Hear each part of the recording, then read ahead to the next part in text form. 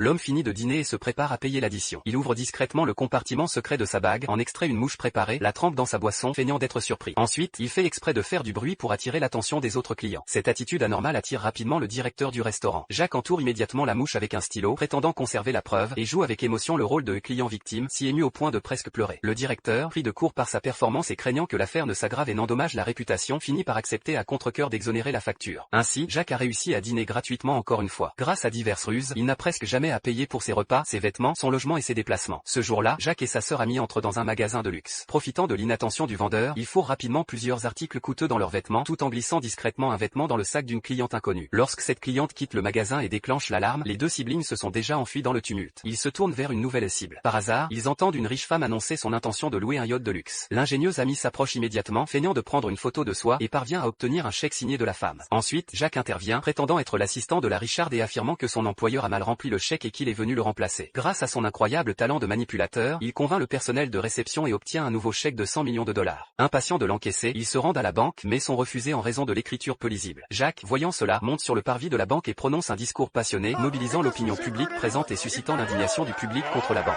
Sous pression, la banque finit par céder. Ainsi, les deux complices s'approprient facilement 100 millions de dollars.